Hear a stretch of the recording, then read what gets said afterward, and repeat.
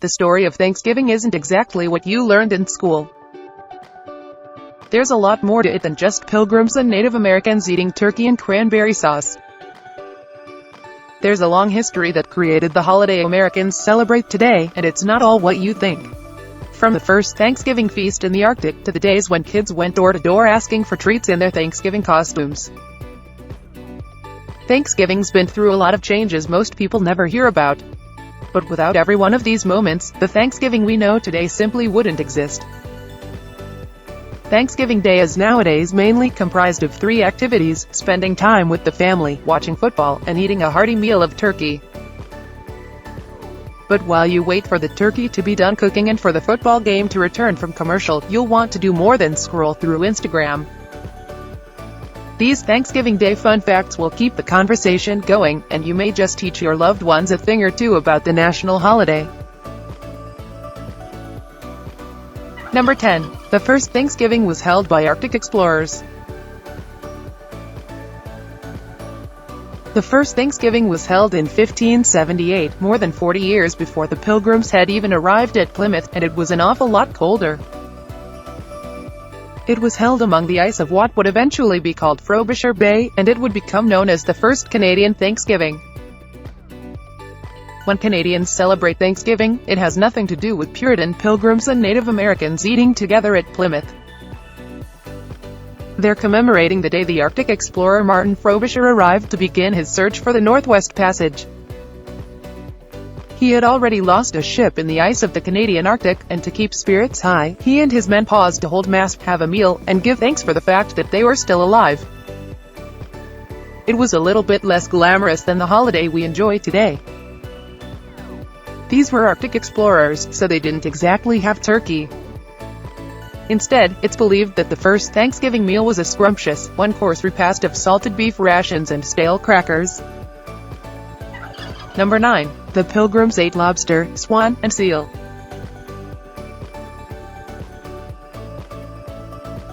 The first Thanksgiving in what would become the United States didn't happen until 1621, when the Pilgrims at Plymouth, thrilled that they'd had a good harvest, invited their neighbors from the Wampanoag tribe to join them for a feast.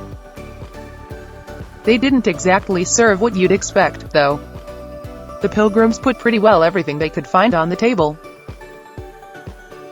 We don't know exactly what that entails, but they definitely couldn't have served pie, stuffing, or cranberry sauce. For the most part, they just ate meat, which probably included turkey, but that would have just been a side dish. Instead, most of the table was probably filled with venison and pigeons. There were some stranger choices, too. Swans are believed to have been caught, killed, cooked, and put on the table. Seafood was abundant, so they probably ate lobster, clams, and maybe even seal. So, if you want a truly traditional Thanksgiving this year, skip the turkey and plop a full swan on your family's table. Number 8. Children went door to door asking for treats. During the 19th century, a brand new Thanksgiving tradition began: Ragamuffin Day. Thanksgiving, for a while, was an awful lot like Halloween, except that it was an awful lot crueler. The Thanksgiving ragamuffin tradition started in Massachusetts, when a group of poor children, who were starving to death, went to their neighbors' doors begging for scraps of food, asking something for Thanksgiving. The rich kids saw the plight of the less fortunate, and they thought it was hilarious. As a cruel joke, they started imitating them. Every Thanksgiving, the wealthier kids started putting on tattered clothes and going door to door pretending to be beggars. In return, people would hand out pennies, apples, or pieces of candy. Going door to door was a Thanksgiving tradition for decades. It didn't end until the Great Depression hit, and suddenly nobody had any pennies to share. Pretending to be a beggar wasn't as funny as it once had been, and the fad died out. Number 7. We wouldn't have Thanksgiving without Mary Had a Little Lamb. Thanksgiving wouldn't be a federal holiday if it wasn't for one woman, Sarah Hale. Or, as she's better known, the woman who wrote Mary Had a Little Lamb. Thanksgiving, Hale believed, had a deep moral influence that taught families the value of coming together, or, as she called it, in gathering, and she wouldn't rest until every family in America was doing it. Her first book, Northwood, had a chapter-long description of Thanksgiving and how great it is. After it came out, she founded her own magazine for women and filled it with articles on why everyone should celebrate Thanksgiving. And in her free time, she wrote letters to senators begging them to make it a national holiday. She dedicated more than 30 years of her life to making Thanksgiving a holiday, and it worked. Slowly, more and more people started celebrating it.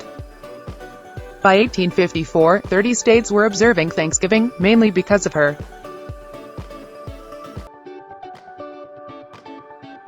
Number 6. Thanksgiving became a holiday to end the Civil War. One of the people Sarah Josepha Hale wrote was President Abraham Lincoln. She'd been worried about the Civil War, she explained, and felt that the U.S. needed to put aside sectional feelings and rally around a common cause that everyone could agree upon. And, since Hale was a bit one-note, she figured the perfect cause was Thanksgiving.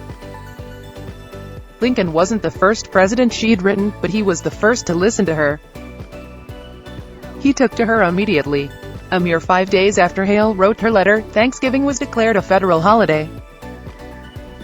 Lincoln issued a declaration inviting people in every part of the United States to come together and give thanks for the good in the country. Partly as a way to improve morale of Union troops and partly to try to rebuild a sense of national identity. He filled the holiday with pictures of pilgrims coming together, trying to create an idea of united America. Number 5. Lincoln's son begged for the first turkey's life. The tradition of having the president pardon a turkey on Thanksgiving started on the very first year of the holiday, and it all came out of the sympathy of a 10-year-old boy. The Lincolns had a live turkey sent to the White House for their dinner in 1863. Lincoln's son, Tad, got the chance to see the animal that would soon be killed, fried up, and placed on his dinner table, and when he realized what was going to happen, he became terrified. He begged his father not to kill the turkey, telling him that it had the same right to live as anybody else. The president was touched. He agreed, and the White House brought in a new pet turkey. The tradition didn't exactly catch on right away, though. The presidents who followed didn't really share Lincoln's sentimentality. They followed his tradition of having live turkeys sent to the White House, and sometimes posed for pictures with them, but they went ahead and killed and ate them anyway. President John Kennedy spontaneously spared a turkey on November 18, 1963. Likewise, Richard Nixon also spared some of the turkeys given to him during his time as president. George W. Bush began the turkey pardon as a permanent part of the presentation at the beginning of his first year in office in 1989. Since then, at least one of the turkeys presented to the president has been taken to a farm, where it will live out the rest of its natural life. Number 4. FDR changed the date to increase holiday profits. Thanksgiving went through one more change in 1939, when Franklin Delano Roosevelt changed the date, purely so that people would spend more money on Christmas presents. President Roosevelt realized that people didn't start shopping for Christmas presents until Thanksgiving was over.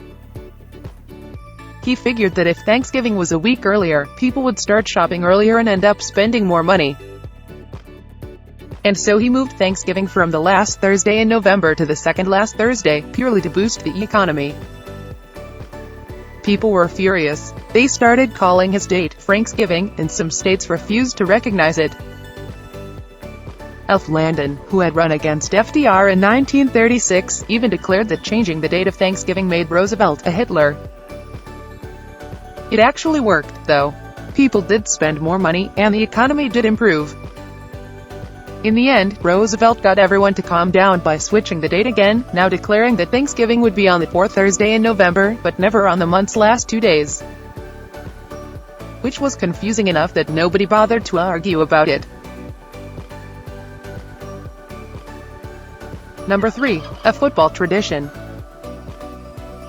The tradition of football games on Thanksgiving dates back to 1934, when the Detroit Lions played the Chicago Bears in the first NFL game broadcast nationally.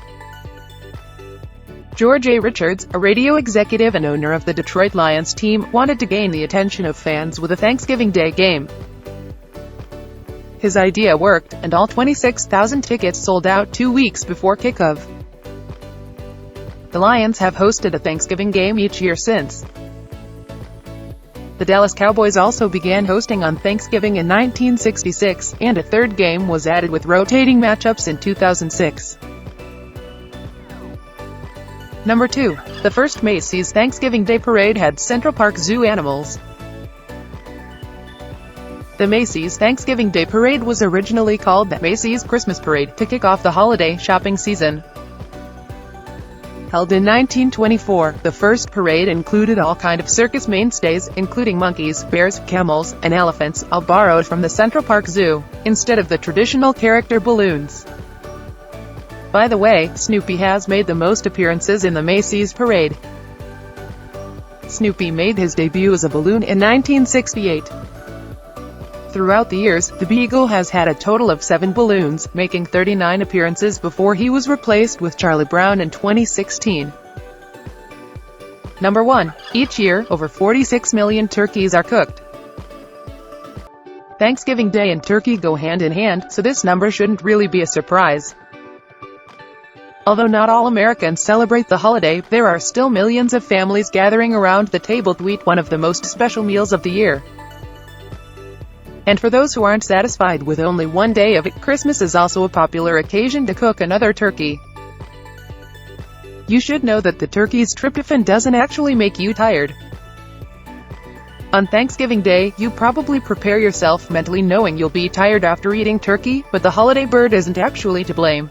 Instead, the reason you can't imagine doing else but watching football on the couch is because you overate. In fact, doctors call it postprandial fatigue. Simply put, this means that after you've had a big meal, your body goes into shutdown mode and sleep gets promoted.